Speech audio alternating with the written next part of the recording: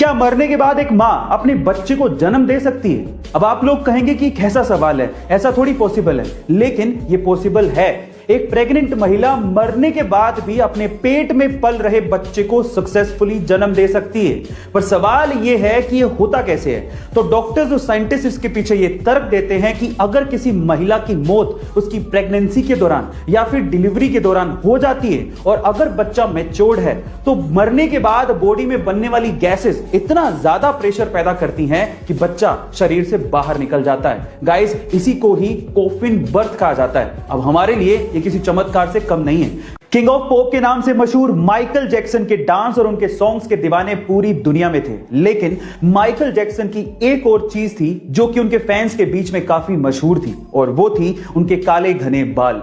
लेकिन उनकी मौत के 10 साल बाद आई उनकी ऑटोप्सी रिपोर्ट में जो खुलासा हुआ वो आप लोगों को चौंका देगा। उनकी ऑटोप्सी रिपोर्ट में यह खुलासा हुआ है कि माइकल जैक्सन के सिर पे एक भी बाल नहीं था। वो जब भी पब्लिक अपीयरेंस और परफॉर्मेंस के लिए जाते थे तो वो सिर पे विग पहनकर जाते थे। गाइस, ये चकाचौंध भरी दुनिया अंदर से कितनी काली और गहरी है ये कोई नहीं जानता। अभी हाल ही में जब हैदराबाद में भयंकर बारिश हो रही थी तो वहां पर आईटी सेक्टर में काम करने वाले रोबिन मुकेश को चाय की तलब हुई, क्योंकि उनका ऑफिस शुरू होने वाला था। इसीलिए अपनी चाय की तलब को मिटाने के लिए उन्होंने जोमेटो पर चाय ऑर्डर कर दी, लेकिन उसके बाद जो हुआ वो हैरान कर देने वाला था। गाइस, इतनी बारिश में महज 15 मिनट के अंदर मोहम्मद अकील नाम का एक डिलीवरी बॉय चाय लेकर पहुंच गया। जब रोबिन ने अकील को देखा तो वो पूरी तरह से भीगा हुआ था। इतनी मेहनत देख के रोबिन ने अकील के लिए फंड रेज करना शुरू किया और देखते ही देखते 73,000 रुपया इकट्ठा हो गया, जिसमें से 30,000 रुपया एक अमेरिकी महिला ने डोनेट किया था। गाइस, अब इतनी मेहनत अगर कोई करेगा तो ये इनाम तो बनता ही है। हमें भी इन डिलीवरी बॉयज की हमेशा रिस्पेक्ट करनी चाहिए जो कि बिना मौसम देखे आपके पेट की भूख मिटाते हैं। क्या आपने अपनी जिंदगी में कभी किसी सांप को चीखते या चिल्लाते देखा है? शायद कभी नहीं देखा होगा, लेकिन सोशल मीडिया पे तेलंगाना के करीमनगर जिले के रामाडुग्गू इलाके का एक वीडियो वायरल हो रहा है जिसमें एक सांप चीखता और चिल्लाता दिखाई दे रहा है। पर क्या यह वीडियो सच है?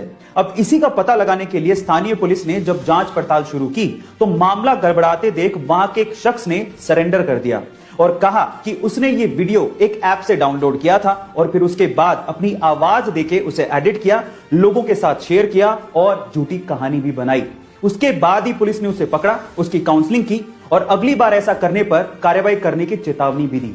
अगर आप भी ऐसा कोई फेक वीडियो बनाने का सोच रहे हैं तो प्लीज इससे बचिए, क्योंकि बेवजह आप मुसीबत में पड़ सकते हैं। 2006 से पहले इंटरनेट को यूज करने के लिए माइक्रोसॉफ्ट के इंटरनेट एक्सप्लोरर को इस्तेमाल किया जाता था और तब गूगल का search engine by default set होता था। लेकिन 18 अक्टूबर 2006 को माइक्रोसॉफ्ट ने गूगल को लगभग बर्बाद ही कर दिया था जब उसने गूगल सर्च इंजन को बाय डिफॉल्ट से हटाकर अपने सर्च इंजन बींग को यूज करना शुरू कर दिया था। तब गूगल को 300 मिलियन यूजर्स का नुकसान हुआ था। गाइस, अगर तब सुंदर पिचई गूगल में ना होते तो शायद आज गूगल का अस्तित्व खतरे में पड़ जाता, क्योंकि तब सुंदर पिचई की अगुवाई में गूगल ने अपना वेब ब्राउजर क्रोम 2008 में लॉन्च किया था, जो कि आज दुनिया का नंबर 1 वेब ब्राउजर है। गाइस, क्या आपको पता है कि हमारे समय का एल्बर्ट आइंस्टाइन या फिर आइजैक न्यूटन किसे कहा जाता है?